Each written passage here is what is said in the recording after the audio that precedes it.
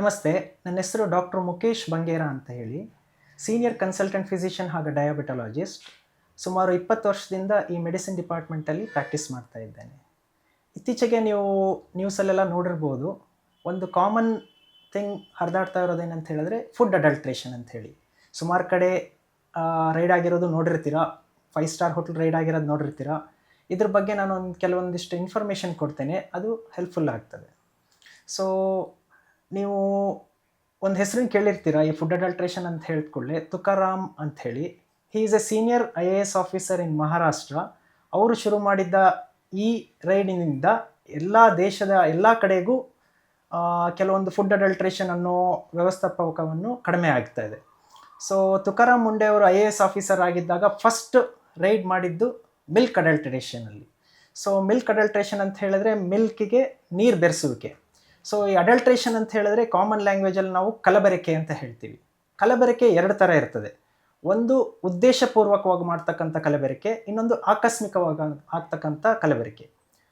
ಉದ್ದೇಶಪೂರ್ವಕವಾಗಿ ಆಗ್ತಕ್ಕಂಥ ಕಲಬೆರಕೆ ಅಂತ ಹೇಳಿದ್ರೆ, ಫಾರ್ ಎಕ್ಸಾಂಪಲ್ ಈಗ ಹಾಲಿಗೆ ನೀರು ಬೆರೆಸ್ತಕ್ಕಂಥದ್ದು ಉದ್ದೇಶಪೂರ್ವಕವಾಗಿ ಮಾಡ್ತಕ್ಕಂಥದ್ದು. ನೀರಿನ ಜೊತೆಗೆ ಯೂರಿಯಾ ಅಂತ ಕಾಂಪೊನೆಂಟ್ ಬೆರೆಸ್ಬೋದು. ನೆಕ್ಸ್ಟ್ ಕಾಫಿ ಪೌಡರ್ಗೆ ಕಾಮನೆಸ್ಟ್ ಅಡಲ್ಟ್ರೆಂಟ್ ಅಂತ ಹೇಳಿದರೆ ಈ ಹುಣಸೆ ಬೀಜದ ಪೌಡರ್ ಅಥವಾ ಚಿಕೋರಿ. ಹಾಗೂ ಮೆಣಸಿನಕಾಯಿ ಪುಡಿಗೆ ಕಾಮನೆಸ್ಟ್ ಅಡಲ್ಟ್ರೆಂಟ್ ಅಂತ ಹೇಳಿದರೆ ಇಟ್ಟಿಗೆ ಪುಡಿ. ಹಾಗೂ ಈ ಬೆಣ್ಣೆ ತುಪ್ಪ, ಇದರಲ್ಲಿ ಕಾಮನ್ ಅಂತ ಹೇಳಿದರೆ ವನಸ್ಪತಿ ಹಾಗೂ ಅನಿಮಲ್ ಫ್ಯಾಟ್. ಇದೆಲ್ಲನೂ ಮಿಕ್ಸ್ ಮಾಡಿದ್ರೆ ಇದು ಉದ್ದೇಶಪೂರ್ವಕವಾಗಿ ಮಾಡ್ತಕ್ಕಂಥ ಅಡಲ್ಟ್ರೇಷನ್. ಇದರಿಂದ ಆಗ್ತಕ್ಕಂಥ ಸಮಸ್ಯೆ ಏನಂತ ಹೇಳಿದ್ರೆ quality of the product will come down. ಅಂದರೆ ನಮಗೆ ಉತ್ತಮ ಗುಣಮಟ್ಟವಾದ ಯಾವ ಪದಾರ್ಥಗಳು ಸಿಗೋದಿಲ್ಲ. ಹೆಚ್ಚು ಕಡಿಮೆ ಈಗ ಪನ್ನೀರಲ್ಲಿ ಅಡಲ್ಟ್ರೇಷನ್ ತುಂಬ ಕಡೆ ನೋಡ್ತಾ ಇರ್ತೀರ. ಹೇಳ್ತಕ್ಕಂಥದ್ದು ಏನಂತ ಹೇಳಿದ್ರೆ, ಒಂದು ಪ್ಯಾಸ್ಟರ್ ಸ್ಟಡಿ ಅಂತ ಮಾಡಿದ್ದಾರೆ, ಪ್ಯಾಸ್ಟರ್ ಫೌಂಡೇಶನ್ ಅವರು. ಈ ಪ್ಯಾಸ್ಟರ್ ಫೌಂಡೇಶನ್ ಪ್ರಕಾರ ಈ ಪನ್ನೀರ್ ನಮಗೆ ಸಿಗ್ತಕ್ಕಂಥದ್ದು 70% ಅಡಲ್ಟ್ರೇಟೆಡ್ ಅಂತ ಹೇಳ್ತಾರೆ. 30% ಮಾತ್ರ ಒರಿಜಿನಲ್ ಪನ್ನೀರ್ ಸಿಗ್ತಾ ಇದೆ ಅಂತ ಹೇಳಿ. ಸೊ ಇದರಲ್ಲಿ ಬಹಳಷ್ಟು ಪರಿಣಾಮಗಳು ಬೀಳ್ತದೆ. ಸೊ ಅಡಲ್ಟ್ರೇಷನ್ ಬಂದ್ಬಿಟ್ಟು ಬರೀ ಈ ಹಾಲು ಉತ್ಪಾದನಾ ಹಾಗೂ ಪನ್ನೀರ್, ಮೀಟ್ ಇದೆಲ್ಲದರಲ್ಲೂ ಆಗ್ತದೆ. ಆಕಸ್ಮಿಕವಾಗಿ ಅಂತ ಹೇಳಿದ್ರೆ ಈ ರೋಡ್ ಸೈಡ್ ನಾವು ತಿಂತೀವಲ್ಲ ಅದು. ಸೊ ರೋಡ್ ಸೈಡ್ ಆಕಸ್ಮಿಕವಾಗಂಥ ಕಂಟ್ಯಾಮಿನೇಷನ್ ಅಂತ ಹೇಳಿದ್ರೆ bacterial contamination, viral contamination, fungal contamination, ಈ ರೀತಿ. ಸೊ ಇದು ಎರಡರಲ್ಲೂ ನಮಗೆ ಆಗ್ತಕ್ಕಂಥ ಪರಿಣಾಮಗಳೇನಂತ ಹೇಳಿದ್ರೆ ಇಮಿಡಿಯೇಟ್ ಪರಿಣಾಮಗಳು ಹಾಗೂ ಲಾಂಗ್ ಟರ್ಮ್ ಪರಿಣಾಮಗಳು. ಸೊ ಈ ಇಮಿಡಿಯೇಟ್ ಪರಿಣಾಮಗಳಂತ ಹೇಳಿದರೆ ನಮಗೆ ಆಗ್ತಕ್ಕಂಥ ವಾಂತಿ, ಬೇದಿ ಅಥವಾ ಕರಳು ಬೇನೆ, ಹೊಟ್ಟೆ ನೋವು, ಅತಿಯಾದ ಹೊಟ್ಟೆ ನೋವು ಇದೆಲ್ಲ ಕಾಣಿಸ್ಕೊಳ್ತದೆ. ಹೋಗ್ತಾ ಏನಾಗ್ತದೆ ಅಂತ ಹೇಳಿದ್ರೆ ನಮ್ಮ ಅಂಗಾಂಗಗಳು ವೈಫಲ್ಯ ಆಗ್ತದೆ. ಹೆಚ್ಚು ಕಡಿಮೆ kidney, liver, central nervous system ಹಾಗೂ ಗರ್ಭಕೋಶ, ಚರ್ಮದ ಮೇಲೆ ಪರಿಣಾಮಗಳು ಬೀಳ್ತದೆ.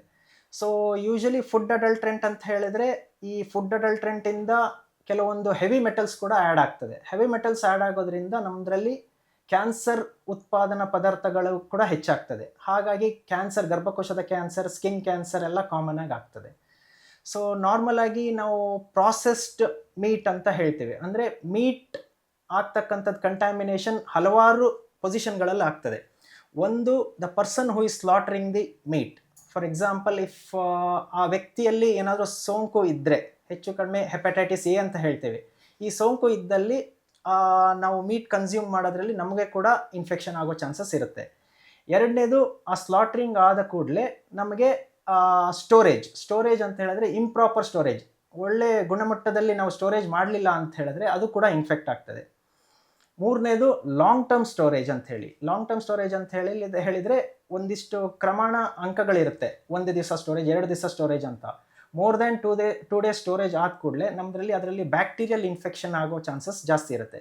ಕಾಮನೆಸ್ಟ್ ಬ್ಯಾಕ್ಟೀರಿಯಾ ಈ ಮೀಟ್ಗಳಲ್ಲಿ ಕಂಟ್ಯಾಮಿನೇಟ್ ಆಗೋದಂತ ಏನಂತ ಹೇಳಿದ್ರೆ ಸ್ಟ್ರೆಪ್ಟೋಕಾಕಸ್, ಸ್ಟೆಫೆಲೋಕಾಕಸ್, ಲಿಸ್ಟೀರಿಯಾ ಹಾಗೂ ಕ್ಯಾಂಪೈಲೋಬ್ಯಾಕ್ಟರ್ ಜೆಜನೈ ಅಂತ ಬ್ಯಾಕ್ಟೀರಿಯಾಗಳು. ಅದರ ಜೊತೆಗೆ ಅಫ್ಲಾಟಾಕ್ಸಿನ್ ಅಂತ ಹೇಳಿ ಫಂಗಸ್ಗಳು, ಇದೆಲ್ಲ ಇನ್ಫೆಕ್ಟ್ ಆಗ್ತದೆ. ಇದೆಲ್ಲ ಇನ್ಫೆಕ್ಟ್ ಆಗಿರುವಂಥ ಪದಾರ್ಥಗಳನ್ನು ನಾವು ಸೇವಿಸಿದ ಕೂಡಲೇ ನಮ್ಮಲ್ಲಿ ಪರಿಣಾಮಗಳು ಬೀಳ್ತದೆ. ಈ ಪರಿಣಾಮಗಳು ಒಂದು ಇಮಿಡಿಯೇಟ್ ಎಫೆಕ್ಟ್ ಇರ್ಬೋದು ಅಥವಾ ಲಾಂಗ್ ಟರ್ಮ್ ಎಫೆಕ್ಟ್ ಇರ್ಬೋದು. ಇಮಿಡಿಯೇಟ್ ಎಫೆಕ್ಟ್ ಅಂತ ಹೇಳಿದ್ರೆ ಸೇಮ್ ವಾಂತಿ ಆಗುವಂಥದ್ದು, ಬೇದಿ ಆಗುವಂಥದ್ದು, ಹೊಟ್ಟೆ ನೋವು ಬರ್ತಕ್ಕಂಥದ್ದು, ಕರಳು ಬೇನೆ ಆಗ್ತಕ್ಕಂಥದ್ದು. ಲಾಂಗ್ ಟರ್ಮ್ ಎಫೆಕ್ಟಲ್ಲಿ ಏನಾಗ್ತದೆ ಅಂತ ಹೇಳಿದ್ರೆ ಕಿಡ್ನಿ ಮೇಲೆ ಪರಿಣಾಮಗಳು ಬೀಳುತ್ತೆ. ಕಿಡ್ನಿ ಮೇಲೆ ಪರಿಣಾಮ ಹೇಗೆ ಬೀಳ್ತದೆ ಅಂತ ಹೇಳಿದ್ರೆ, ಈಗ ಅತಿಯಾದ ಹೆಚ್ಚು ವಾಂತಿ ಬೇದಿ ಆದ ಕೂಡಲೇ ನಮ್ಮಲ್ಲಿ ಮಾಯಿಶ್ಚರೈಸರ್ ಕಡಿಮೆ ಆಗ್ತದೆ ಒಳಗಡೆ ಹೈಡ್ರೇಷನ್ ಕಡಿಮೆ ಆದ ಕೂಡಲೇ ಕಿಡ್ನಿ ವೈಫಲ್ಯ ಆಗ್ತದೆ. ಇನ್ನೊಮ್ಮೆ ಆ ಬ್ಯಾಕ್ಟೀರಿಯಾಗಳು ಇನ್ಫೆಕ್ಷನ್ ಆದ ಕೂಡಲೇ ನಮಗೆ ಕಿಡ್ನಿಯಲ್ಲಿ ಹಿಮೋಲಿಟಿಕ್ ಯೂರಿಮಿಕ್ ಸಿಂಡ್ರೋಮ್ ಅನ್ನೋ ಒಂದು ಸಿಂಡ್ರೋಮ್ ಬರ್ತದೆ. ಮೂರನೇದು, ಈಗ ಅತಿಯಾದ ಬೇದಿ ವಾಂತಿ ಒಂದು ಬ್ಯಾಕ್ಟೀರಿಯಾ ಹೆಸರು ಹೇಳ್ತೇನೆ, ಕ್ಯಾಂಪೈಲೋಬ್ಯಾಕ್ಟರ್ ಜೆಜನೈ ಅಂತ. ಈ ಕ್ಯಾಂಪೈಲೋಬ್ಯಾಕ್ಟರ್ ಜೆಜನೈ ಇನ್ಫೆಕ್ಷನ್ನಿಂದ ಕೆಲವೊಮ್ಮೆ ನಮಗೆ ಇಮಿಡಿಯೇಟ್ ಎಫೆಕ್ಟ್ ಆಗ್ತದೆ. ಅಂದರೆ ವಾಂತಿ ಆಗೋದು, ಬೇದಿ ಆಗೋದು, ಕರಳು ಬೇನೆ ಇನ್ಫೆಕ್ಷನ್ ಆಗೋದು.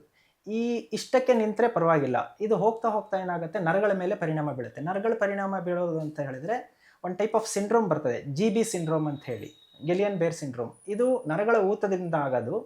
ಸೊ ನರಗಳ ಊತದಿಂದ ಏನಾಗ್ತದೆ, ನಮ್ಮ ಮನುಷ್ಯರಲ್ಲಿ ಕೈ ಕಾಲುಗಳು ಸ್ವಾಧೀನ ತಪ್ಪುವಂಥದ್ದು, ಹಾಗೆ ಅಸೆಂಡಿಂಗ್ ಪ್ಯಾರಾಲಿಸಿಸ್ ಆಗುವಂಥದ್ದು.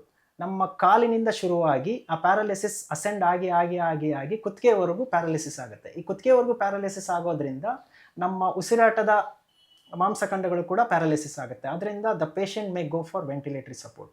ಸೊ ಆ ಮಟ್ಟಿಗೆ ನಮಗೆ ಏನು ಗೊತ್ತಾಗೋದಿಲ್ಲ ಇದರಿಂದ ಆಗಿದೆ ಅದರಿಂದ ಆಗಿದೆ ಅಂತ ಹೇಳಿ. ಸೊ ಇದು ಒಂದು dreaded complication where the patient can go for death. So ನಾವು ಕೆಲವೊಂದು ವಿಷಯನ ಜ್ಞಾಪಕ ಇಟ್ಕೋಬೇಕು. ಯಾವಾಗಲೂ ಏನಾದರೂ ಖರೀದಿಸುವಾಗ ಕೆಲವೊಂದು 4-5 ಪಾಯಿಂಟ್ಗಳನ್ನ ಜ್ಞಾಪಕ ಇಟ್ಕೋಬೇಕು. ಒಂದು, ಖರೀದಿಸುವಂಥ ಪದಾರ್ಥದಲ್ಲಿ ಎಕ್ಸ್ಪೈರಿ ಡೇಟ್ ಅನ್ನೋದು ಖಂಡಿತವಾಗ್ಲೂ ನೋಡಲೇಬೇಕು. ಇದು ನೋಡಿದ ಕೂಡಲೇ ಎರಡನೇದು ನೋಡಬೇಕಾಗಿರ್ತಕ್ಕಂಥದ್ದು ಅಂತ ಹೇಳಿದ್ರೆ ಕೆಲವೊಂದು ಟ್ರೇಡ್ ಮಾರ್ಕ್, ISI ಆಗಲಿ, ಆಗ್ ಮಾರ್ಕ್ ಆಗಲಿ, ಅಥವಾ FSSAI ಅಂತ ಹೇಳಿ, ಅಂದರೆ food safety standard association of India ಅಂತ ಹೇಳಿ, ಇವರು ದೃಢೀಕರಿಸಿರ್ತಾರೆ ಇದು ಒಳ್ಳೆಯ ಮಟ್ಟದ ಪದಾರ್ಥ ಅಂತ ಹೇಳಿ ಅಂಥದ್ದು. ನಾಲ್ಕನೇದು ಸ್ಟೋರೇಜ್ ಅಂತ ಹೇಳಿ. ಸ್ಟೋರೇಜ್ ಅಂತ ಹೇಳಿದ್ರೆ ಈ ಪದಾರ್ಥಗಳು ಎಲ್ಲೆಲ್ಲಿ ಸ್ಟೋರೇಜ್ ಮಾಡಿರ್ತಾರೆ, ಎಷ್ಟರ ಮಟ್ಟಿಗೆ ಸ್ಟೋರೇಜ್ ಮಾಡಿರ್ತಾರೆ. ಯಾಕಂದರೆ ಕೆಲವೊಂದು ಪದಾರ್ಥಗಳು ಇಂತಿಷ್ಟೇ ಡಿಗ್ರಿಯಲ್ಲಿ ಸ್ಟೋರೇಜ್ ಮಾಡಬೇಕಂತಿರುತ್ತೆ, ಕೆಲವೊಂದು ಪದಾರ್ಥಗಳು ಔಟ್ಸೈಡ್ ಇಟ್ಟಿರ್ಬೇಕಂತಿರ್ತದೆ. ಅದನ್ನೆಲ್ಲ ನೋಡಬೇಕಾಗುತ್ತೆ. ಮೂರನೇದು, whether it is completely sealed or not, ಕರೆಕ್ಟಾಗಿ ಸೀಲ್ ಆಗಿದೆಯಾ ಇಲ್ವಾ ಅಂತ ನೋಡಬೇಕಾಗುತ್ತೆ. ಇದಿಷ್ಟು ನಾವು ಜ್ಞಾಪಕ ಇಟ್ಕೊಂಡಲ್ಲಿ ನಮಗೆ ಪರಿಣಾಮಗಳು ಬೀಳೋದು ಕಡಿಮೆ ಆಗ್ತದೆ. ಸೊ ಇದನ್ನು ಪ್ರಿವೆಂಟ್ ಮಾಡಬೇಕಂತ ಹೇಳಿದ್ರೆ, ಒಂದು, ಈಗ ನಾವು ಎಲ್ಲಾದರೂ ಪದಾರ್ಥಗಳನ್ನು ನೋಡಿ ಅಕಸ್ಮಾತ್ ಇದೇನಾದರೂ ಎಕ್ಸ್ಪೈರಿ ಡೇಟ್ ಆಗಿರೋದು ಅಲ್ಲಿ ಮಾರ್ತಾ ಇದ್ದಾರೆ ಅಂತ ಹೇಳಿದ್ರೆ, ಅಥವಾ ಅದರಲ್ಲಿ ಯಾವುದು ಸ್ಪೆಸಿಫಿಕ್ ಲೇಬಲಿಂಗ್ ಇಲ್ಲ ಅಂತ ಹೇಳಿದ್ರೆ ಡೈರೆಕ್ಟಾಗಿ ಕಂಪ್ಲೇಂಟ್ ಕೊಡುವಂಥದ್ದು. ಇದು ಕಂಪ್ಲೇಂಟ್ ಕೊಡುವಂಥದ್ರಲ್ಲಿ ಈ ಫುಡ್ ಅಡಲ್ಟ್ರೇಷನ್ ತುಂಬ ಕಡಿಮೆ ಆಗ್ತದೆ. ಈ ಮಟ್ಟದಲ್ಲಿ ನಾನು 2 ಇನ್ಸಿಡೆಂಟ್ಸ್ ಜ್ಞಾಪಿಸ್ಬೇಕಂತ ಇಷ್ಟಪಡ್ತೇನೆ. ಒಂದು, 2012ರಲ್ಲಿ ಬೆಂಗಳೂರಲ್ಲಿ ಎಲ್ರಿಗೂ ಗೊತ್ತಿರೋ ಹಾಗೆ ಮಿಲ್ಕ್ ಆ್ಯಂಡ್ ಪನ್ನೀರ್ ಅಡಲ್ಟ್ರೇಷನ್ ಆಗಿತ್ತು. Milk and paneer adulteration with one of the compound called as melamine ಅಂತ ಹೇಳಿ. ಈ ಅಡಲ್ಟ್ರೇಷನ್ ಆಗಿರೋದ್ರಿಂದ ಸುಮಾರು ಮಕ್ಕಳಲ್ಲಿ ಕಿಡ್ನಿ ವೈಫಲ್ಯ ಆಗಿತ್ತು, ಕಿಡ್ನಿ ಫೇಲ್ಯೂರ್. ಇದು 2012 ಆಗಿತ್ತು. ಆವಾಗಿಂದ adulteration has been tracking in. ಎರಡನೇದು, 2018ರಲ್ಲಿ ಡೆಲ್ಲಿಯಲ್ಲಿ one of the chemical compound called as plasticiser ಅಂತ ಹೇಳಿ. ಪ್ಲಾಸ್ಟಿಸೈಸರ್ ಮಿಲ್ಕಲ್ಲಿ ಹಾಗೂ ಪನ್ನೀರಲ್ಲಿ ಮಿಕ್ಸ್ ಆಗಿ ಕೆಲವೊಂದು ಮಕ್ಕಳಲ್ಲಿ ಕಿಡ್ನಿ ಫೇಲ್ಯೂರ್ ಆಗಿತ್ತು. ಇದೆಲ್ಲದರಿಂದ ನಾವು ಜ್ಞಾಪಕ ಇಟ್ಕೊಳ್ಬೇಕಾಗಿರ್ತಕ್ಕಂಥದ್ದು ಏನಂತ ಹೇಳಿದ್ರೆ, ಯಾವುದೇ ಪದಾರ್ಥವನ್ನು ನಾವು ತಗೊಳ್ಬೇಕಾದ್ರೂ ಸೂಕ್ಷ್ಮತೆಯಿಂದ ಅದರ ಲೇಬಲಿಂಗ್ ನೋಡಬೇಕು, ಅದರ ಸ್ಟೋರೇಜ್ ನೋಡಬೇಕು, ಹಾಗೂ ಅದರ ಎಕ್ಸ್ಪೈರಿ ಡೇಟ್ ನೋಡಬೇಕು, ಸ್ಪೆಸಿಫಿಕ್ FSSAI ಮಾರ್ಕಿಂಗ್ ಇದೆಯಾ ಇಲ್ವಾ ನೋಡಬೇಕು. ಅದು ಇಲ್ಲದ ಕೂಡಲೇ ಅಲ್ಲಿ ಸ್ಪೆಸಿಫಿಕ್ ಲೇಬಲಿಂಗಲ್ಲಿ ಕಂಪ್ಲೇಂಟ್ ಕೊಡುವಂಥದ್ದು ನಾವು ಮಾಡಬೇಕು.